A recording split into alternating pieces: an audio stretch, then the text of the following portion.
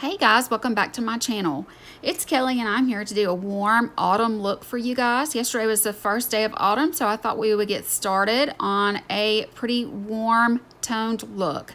I am color correcting under my eyes and on my cheeks with my Smashbox color correcting pencil and my color correcting fluid from Urban Decay. My mature skin requires a little bit of correction before I start really going in. I'm going to go ahead and prime my entire face with my primer spray from Skindinavia and my NARS eyeshadow primer. It gives you a really good tacky base. I really prefer to use one. In my palette today from ABH, I'm going in first with the color Tempera. I'm just going in and setting down that primer all over with that skin tone color. It gets rid of the tackiness and lays down a good area for these colors here, which are raw sienna and burnt orange mixed together in the crease. Gives it a nice slippery surface to work on and also helps keep your shadows from creasing. So I'm just going in, not really the windshield wiper motions anymore. I have started kind of going a little bit further straight out across on the outside corner of my eyes because I'm trying to prevent them from looking downturned. So I am going in with a more detailed brush from Morphe here, and I'm going into this color Red Ochre. I've never used this color from this palette before, but it was just speaking my name today. So I decided to integrate red into this look, and I think it turned out really good overall, but it blends really well like all of the other shadows in this palette do. But I just go ahead and continue to build this up in the outside corner and into the crease with this brush. I do decide to continue adding. It's easier to add layers rather than go in too hard and heavy, so I decided to add just a pinch more. But that is the Red Ochre, and I really liked the color that I got with this. It gave me overall a very nice tone. I'm going over the inner corner and middle of my lid with the color Vermeer. It is a satin, as you can see, kind of a frosty. It's really, really pretty. It has more of a mauvey undertone. And then I go back in with my E40 that has the raw sienna and burnt orange on it already. And I'm just kind of going in and reinforcing that color. So I decided to use this Real Techniques brush, and I'm going into Cypress Umber, which is a dark, warm brown. I'm going to go in and stamp this on the outside corner of my lid, just to darken up that outer corner.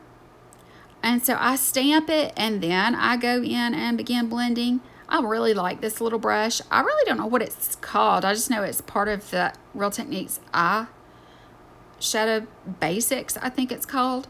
But yeah, this is a really great color. It's just a nice warm brown.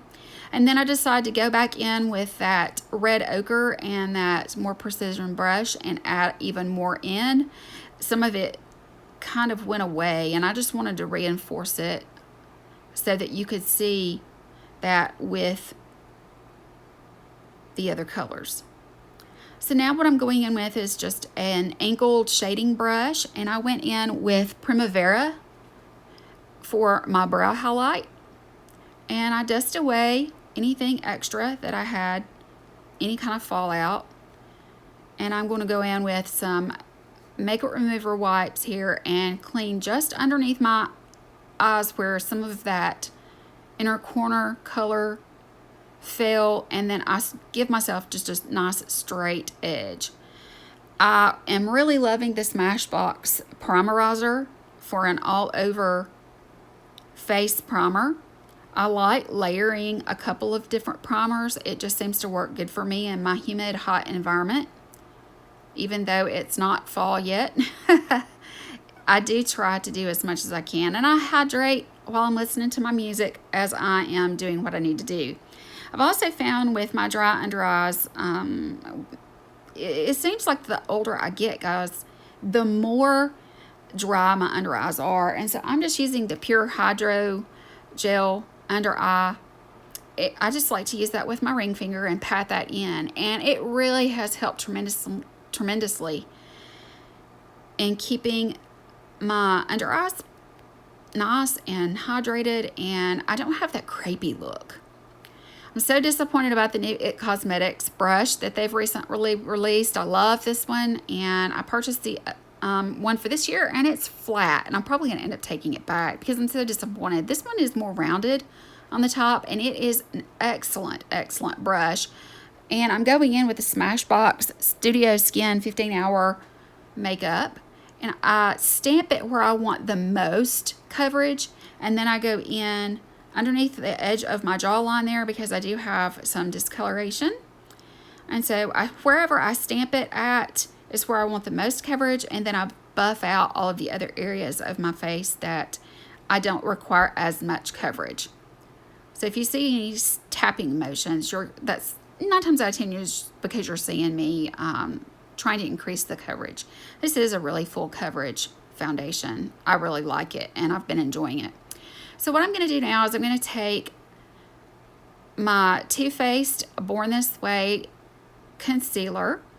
It's the Sculpting one, I think, and I'm just going to put a couple of dots, and I'm going to use my ring finger, and I'm going to tap this out instead of using a brush or anything like that. It gives me lots more coverage, but warming it up with my finger also keeps me from having a lot of crepiness under my eyes.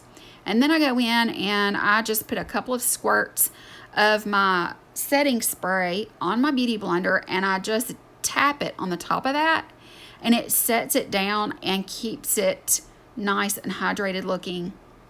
And even after I set with powder, it just works great. I'm loving this little routine here that I've been doing. I did a whole video on my new skin routine and how to prevent dryness and that crepey look. So this is what I'm doing. I'm just tapping it in. Anywhere that I put concealer, I kind of tap on it. It's really nice and wet, and I give it a minute to dry, and then I go in with my Laura Mercier translucent loose powder. Doesn't take a lot. I just tap just a little bit underneath my eyes and on my nose, on each side of my nose, around the nostril area, so that I get some nice coverage. And when it's all said and done, and I've used my Rimmel Stay Matte for the rest of my face, because I do like to set my entire face since it is humid and hot still, and in my environment I need this extra little bit just to kind of help soak up some of the oils that kind of naturally happen when you're hot. But yeah, I've just found that it turns out really good. My face doesn't look overly dry. I don't have that crepey, cakey look at all. Okay, I'm going in with my Marc Jacobs Tantalizer Omega Bronze. I love this. I'm still using it. I'm still hooked on it. I still will have this. I probably, honestly, will keep this in my tray at all times of the year because I really do like the tone of it. I like the fact that it is really great for my skin color, and I don't have to go in with a separate product for, you know, carving out my cheeks or anything. It gives me exactly what I'm looking for. And then I have this Hourglass blush. It's a luminizing blush. It's got just a little bit of luminosity to it, and I really liked that instead of just a matte. Things are already dry enough as it is during the winter and the fall too. So I'm going in with my ABH. It's the A23 highlighting brush, and I'm using a Laura Mercier Peach Mosaic highlighter. Just putting that in a C shape around and avoiding my direct under eye area, trying to give myself a little bit of glow. Go across the bridge of my nose and also my upper lip, and then I take my fluffy brush and blend it all in, and then I do my brows. And you guys have seen me do my brows a couple of times, more than enough times probably. But yeah, I mean, this really is just, you know, how you start finishing off the entire look. You get your brows and you get your lashes and those kinds of things. Do your bottom lash line, and it brings the entire look together. So I was really happy with the way that the shadow turned out. I was really happy with those tones. It was such a nice warm toned look. It really did say fall to me. And I think this is a perfect palette for that. If you haven't already gotten the ABH Renaissance palette, to me it's a staple, especially for the fall and winter. I do keep it out at other times of the year if I'm wanting something that is a little more smoky.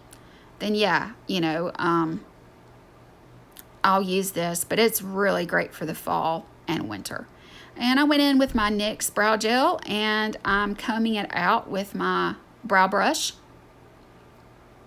I'm going to go in with my Urban Decay 24/7 liner in Corrupt, I believe it is. It's a nice dark warm brown. It's more of an umber color. And then I take this flat brush and I just go back into the Cypress Umber in order to smudge it out, and it gives me the look of liner on the top and bottom lashes without having to add it up there, and I really like it. So I just smudge that out, and then I go in and add a little bit of definition with that brush again. It really did finish off everything. Okay, I'm going to set my face, and then I'm going to do my lashes. The lipstick that I'm using today is a Milani lipstick, and it is called, let me see if I can find it, guys. It is Tucson Toast. Yeah, or no, it's Tuscan Toast. It's number 48. Oh my gosh, I love these lipsticks. They are so yummy. And I'm sorry if you hear any dogs in the background. But anyway, this is it, guys. Thanks so much for watching. I hope you enjoyed. Go check out this palette, and I hope you have a wonderful fall. I love you, and I'll talk to you later. Final look. Bye.